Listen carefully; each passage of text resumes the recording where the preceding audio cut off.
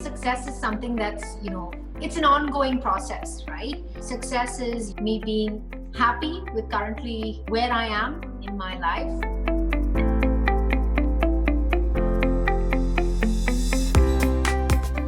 Welcome to the Realtors Conspiracy Podcast. I'm here today with Tanya and Peri from Forest Hill Keystone. So we're here today to talk about female in leadership. You both are successful, strong entrepreneur in the area. So how do you differentiate yourself? I think most importantly, it's just about being yourself. Being true to kind of who you are is definitely the first step in that direction, because there's no other you, right? So I think I definitely say just being yourself. Very cool. And then what does it mean to be a female in leadership? What does it mean to both of you?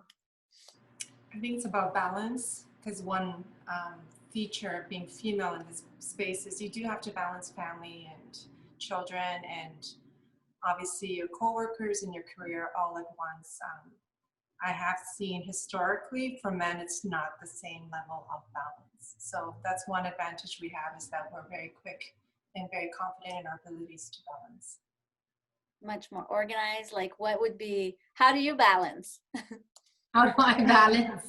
I meditate and do yoga. That's how I balance. Nice. I wake up a lot earlier than the average population. So. Yes, Peri, you were saying you wake up at 1:30 the other day. That was that day only. Just that day only, right? I was asking about it over there. No, today was 4:30. Okay. But it's whenever your body wakes up, just get up and start getting your day done. And we spoke a little bit briefly today that the little bit of time you're awake before the kids is valuable me time. Mm-hmm. So you can prepare for the day a lot easier when you have quality time by yourself. Yeah. I just think, owning your own business is, more responsibility. You kind of have to delve in different areas, which you probably wouldn't if you did have a job, right? Because it's very focused. Although having a business, you have to probably be more laser focused, I would say. But, being able to kind of leverage things that you could kind of pretty much give out to a professional to do is something that, That's a good one. I believed has helped us grow at Forest Hill. So us just being in front of our clients, engaging, building those relationships and, other professionals to kind of take care of the other aspects, making it an entire experience for our clients, but at the same time, giving them leveraging the opportunity so that we can give them the best experience possible. Totally. I get that. Leveraging and structure are the two best friends when you're in the leadership. Absolutely. What is your why? Why do you do it? Why not get a 9-to-5 job? What is your why in your business? My why is my kids. I don't have the ability to sit at a desk from 9 to 5 and be the type of parent I want to be for my children. I want to be there for their meals, picking them up from school. I don't want them to have a babysitter or a nanny. So that's my why. It's my kids. How about you, Tanya? Well, I think the why, I would say, kind of changes at every stage within your life. And like Pari, correctly said, at this point in time, this is her why, is her family, right? For me, of course, family has always been the center of, majority of the decisions that I make. But at the same time, being passionate about what I do, which is working with people, stemming from my design background, of which I still do, but, the laser focus was on designing homes and, helping people with lifestyle, and, real estate is something that really complemented that really well, as opposed to keeping me close to my surroundings of where I sell real estate. So I think, it evolved over a period of time. And at this point in time, I could say my why is the fact that every morning when I get up, I'm excited to come to work. I'm excited, for that new opportunity. I'm excited to build those new relationships, and, pretty much keeps me going. So that my why is my passion associated with it. Very cool. What does success look like? How do you define success in your career? Well, I would say success is something that's, it's an ongoing process, right? And for me, success is, me being happy with currently, where I am in my life. People around me are healthy, safe, um, especially in the times that we're pretty much experiencing right now. Yeah. So I look for success in, the smaller details, as opposed to just a number that's achieved in our profession, which is the GCI, right? Gross commission income. That's one aspect of it that helps us propel the business. So that is essential. But for me, it's in the, smaller details, the fact that, I can kind of go work out. Today we had a team meeting. We can kind of all sit together, collaborate, come up with new ideas, have good support, and be in a positive state of mind. Very cool. How about you, Peri? How do you define success for you? Success is twofold. One is just having a peaceful life. I think you do what I do. Yeah, very true. You need to have a career you're passionate about, because it will create peace for you, instead of getting up being disgruntled, going to an office you're not happy with, coworkers you're not happy with. It does affect your inner peace. So for me, is having that inner peace is very important. And obviously you want a career where there is no limit. So what we found, or what I found in real estate, there is no cap. You could be as successful as you want, or slow down as much as you need to. Today you mentioned you want to take 2 months off vacation. But you're not slowing down. I'm slowing down so that you can work. Yeah. You do what you need to do. But that is what's important to certain people. You need that time, because that 2 months vacation is time with your children, with your husband, with your partner. So it's not necessarily you're on your own at Maldives. You're with family and you're with people you care about. So for me, it's about peace, as well as having no limit in terms of professional development. I don't want to have a structure where once I get to this point, I can no longer grow. So yeah, I like that. Keep growing. And then what do you feel you rely on? What kind of support system do you have? Like, you're relying on each other. If you go, Tanya, you go away, somebody, your team will be there to support you. So what other support do you look for? I'm always looking for support, and support in the form for me is leverage, right?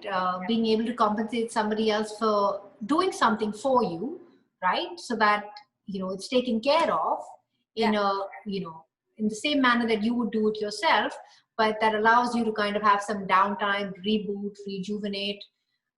So we at Forest Hill believe in a collaborative approach. So what that basically means is, it's not just about, helping out each other, which is what our foundation is based on, coming up with new ideas, supporting each other when pretty much, need be. But the way we've kind of set it up is that everybody pretty much has their own small business.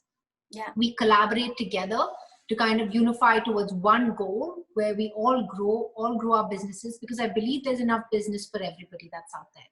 True. Right? Competition is great. It kind of, makes you want to move to the next level. But I also believe collaboration is the way to grow. And that's also the way we kind of transact our deals. The way I transact my deals and the way I promote it is that even when we're working with another agent, it's about coming to an agreement. It's not about going at each other. But at the end of the day, I want the best for my client. They want the best for theirs. Now, let's find a way to get this done where all the terms and conditions work best for both sides.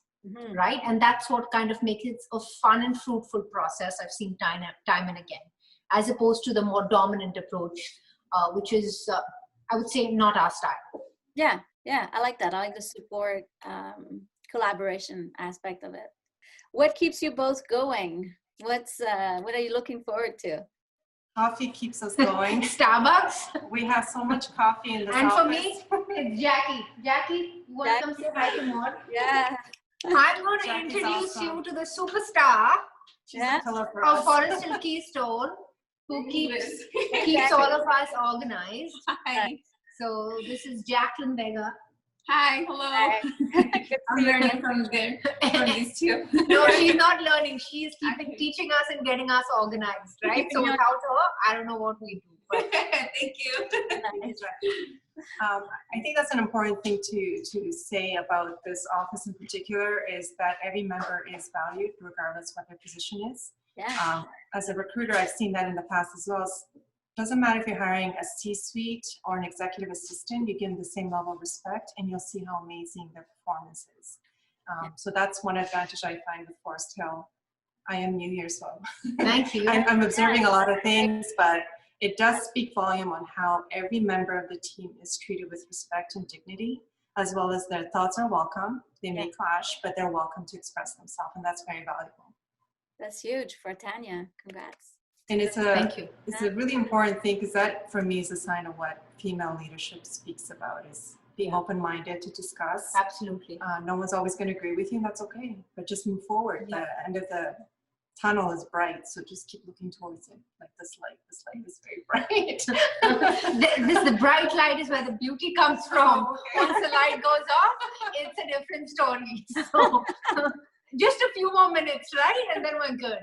Yeah. So, but I also wanted to share with you all, as you were asking earlier in terms of inspiration, and you know, with what Pari said just now, you know, again, comes from my parents, you know, is where they said that the way you treat a person that has nothing, or a beggar on the street, as opposed to when you know, treat somebody on a very high profile, if you can treat them both with the same respect, that's what kind of speaks volume and character. So it doesn't matter what level they're in, but it's, you know, it's the way you perceive people as human beings, no matter what level they're on, and treat them with the same respect is what goes a long way.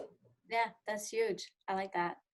So that comment from Peri kind of brings me to Tanya. How do you empower your team as women, as being in leadership with you? And like, we already got a testimonial how great you're doing.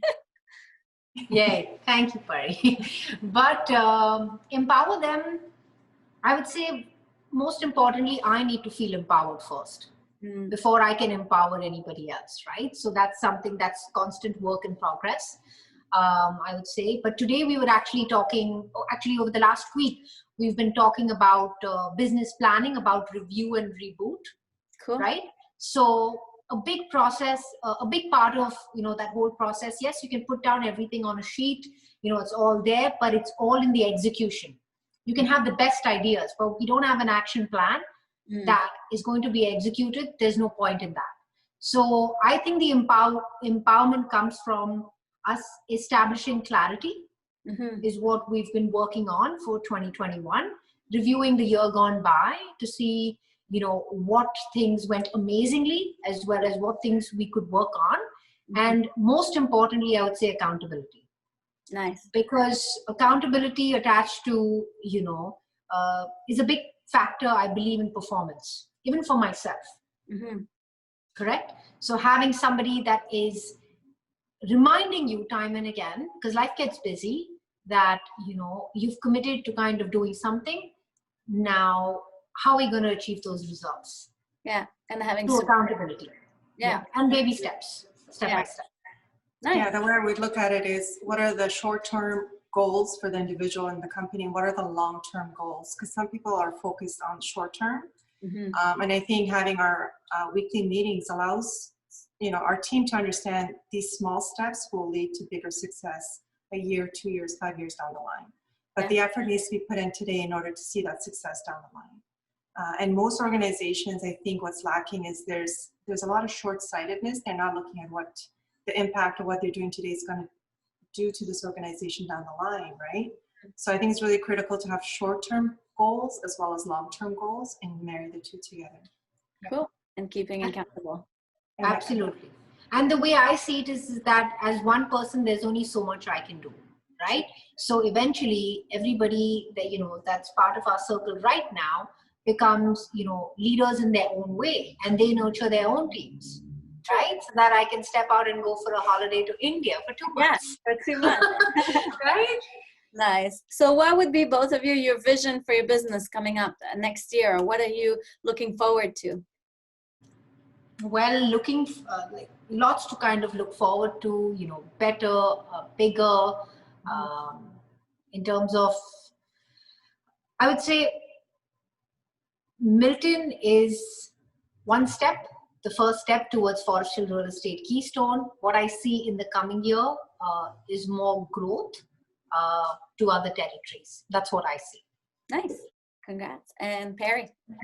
I like to see impact. So whatever we're doing is actually going to impact and improve our communities.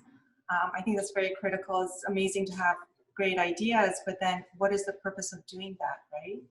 Because we live in Milton, we're active in Milton, leaving an impact and making change in our community is very critical. And I think as realtors, that gives us a huge advantage. We have a pulse on what's going on in the community at different levels, and we can share our opinion and how to improve it at all times. Cool. I love it. Awesome. Thank you very much both for sharing. Thank you, absolute pleasure. Thank you for hosting us. It was really fun. That was awesome. Thank you for your time. It's always wonderful chatting with you. You too. It'd be like we could be doing that all day.